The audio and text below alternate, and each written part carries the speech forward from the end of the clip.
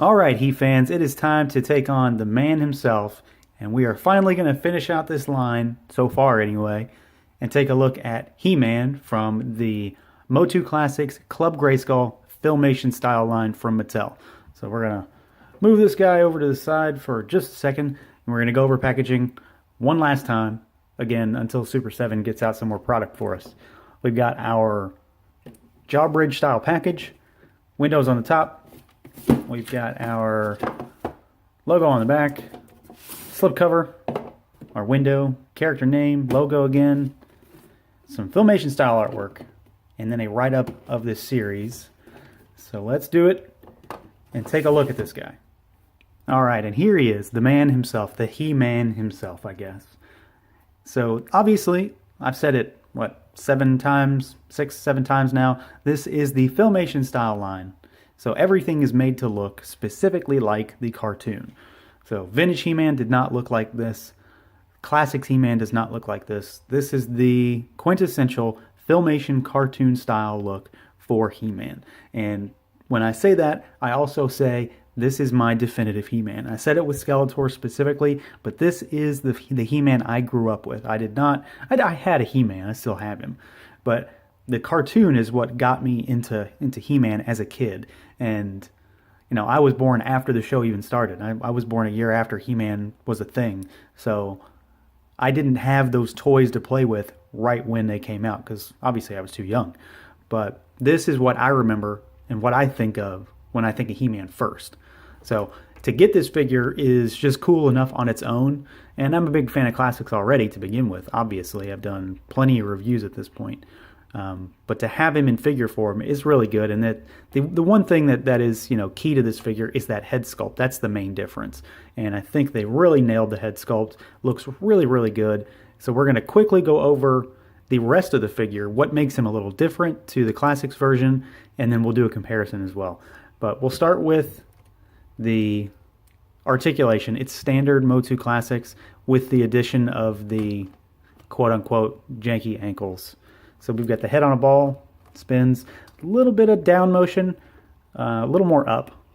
Arms go out, roll around all over, bicep swivel, single jointed elbow. We've got our wrist on a rotation, and then it's hinged. That was the big thing for this line, especially for this figure, because the hinges are different. So this hinge will go like so, goes up and down basically. The hinge for the right hand, so he can hold his sword more aloft, it goes left to right. So you can kind of make him hold his sword up and back a little better. It works out a little bit better. I never really took any odds with the original Classics figure for that, but this little bit of added articulation does help. He does have a crunch, although it's not too great, at least not on my figure. Mine doesn't go forward very much, and he doesn't go back. And as with many Motu Classics, I don't want to test it, to be honest. His waist twists, he can do full splits. Legs go about 75, 80 degrees, and then they go back. They rotate at that thigh joint, single jointed knee, and we do have a boot cut shin swivel. And then we've got the hinged, full rocker ankles. And I've said it enough times at this point, I don't like these joints. They are very functional, and I do like that. But when you're looking at them from the side, they're just kind of funky. It's just not clean. It's not pretty. But when you're looking at them head on, you can't even really tell. And that's ultimately why it doesn't bother me that much. They are still ugly, and that's still my opinion. But form over function, maybe not necessarily a huge issue at this point, because they do function really well, and you only really see them from certain angles. So I can give them a pass in most regards. I still just have to point it out because it is there. Now, as far as sculpt goes, this is a standard Motu Classics buck. This is He-Man. So we're not really seeing anything new in that regard in terms of the body. There are some differences, and we'll get to those when I do the comparison between this figure and original Classics. So mostly I just want to focus on the head here. The head is clearly the kind of the deciding factor between what is different and what is similar. But this is a very good representation of Filmation He-Man. We've got the goofy haircut that the character had. And the face is entirely resculpted. This is nothing like Classics He-Man. It's nothing like Vintage He-Man. This is an entirely new sculpt specific for this figure, and I couldn't be more pleased with it. It looks really, really good, and it's very much He-Man. So I am 100% pleased with this. I still say Skeletor is my favorite figure in this line, but this He-Man is just, this head on this He-Man is perfect for me. Moving on from that sculpt, paint-wise, there is, we've obviously got yellow paint for the hair, and the paint on my figure is pretty nice. I don't really have any issues. Eyes are straight, and then we've got the straight eyebrows. And that's pretty much it. There's not tons of paint on this guy. Gauntlets are painted. The boots are molded plastic. We've got paint on the belt, and then the loincloth is molded as well. So with this line, there's not a whole lot of paint detail. There is a little bit of shading, but not tons. And then we've got the red cross in the center of his harness. The harness is removable, and he's got the sheath on his back, which you can rotate around.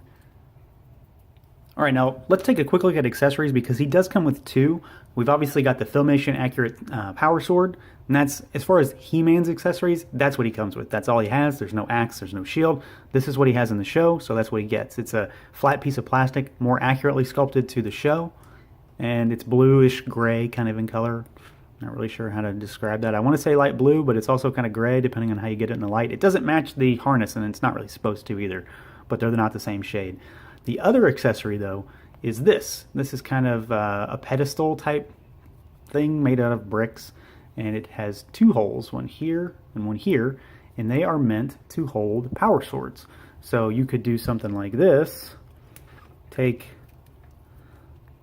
He-Man's, if he will cooperate, take He-Man's sword and put it there. And then the other intended purpose is to have She-Ra's sword, or in this case, this is Adora's sword that she comes with anyway, because it's the more accurate sword. So you'd have something like this to display. It's kind of cool. I'm never going to really use it, at least not the way it's intended, because Adora's always going to have her sword in her hand, and this He-Man's definitely always going to have this sword in his hand. So my other thought was maybe to use the halves of Classics He-Man and Skeletor swords. That'd be cool. Have the the purple and the silver ones there, or switch it up. Maybe use Fakers and Wondars or something. But it's an unnecessary accessory, but it's a cool thing to add. I really like it. It's a nice little display piece. Put it alongside Castle Grayskull or something. So not a whole lot to talk about, but it's a cool addition to this figure. All right, now moving on from accessories, let's do a quick comparison. Obviously, there is a difference here. So the big one is to me at least the head. The heads are wildly different. This Classics He-Man has his own head. It's not vintage head. It's not Filmation head. It's the Classics head. It's specific to this figure, and it's the Four Horsemen's interpretation of He-Man. And I like it. I still like it. Fine with it. But this is my definitive He-Man. So they're just different. Now I'm not going to say one's better than the other, because that's not what this is for. They're just different heads. There are a lot of other little differences, though, because, as we know, this is a more simplified line. It's meant to be more cartoonish in that Filmation style. So the harnesses are different, the belts are different, the loincloths are different, the boots are different. So no real detail on Filmation He-Man, but Classics He-Man has the wraps and more detail. Gauntlets are different. And then, of course, Classics He-Man has the shield and the battle axe. So He-Man in the cartoon just didn't have that, so it's not an issue. It's just, that's another thing to point out. They are wildly different in that regard, though, but at the same time, they're very similar because they share a buck. But to me, this is the quintessential He-Man, but I still love this figure.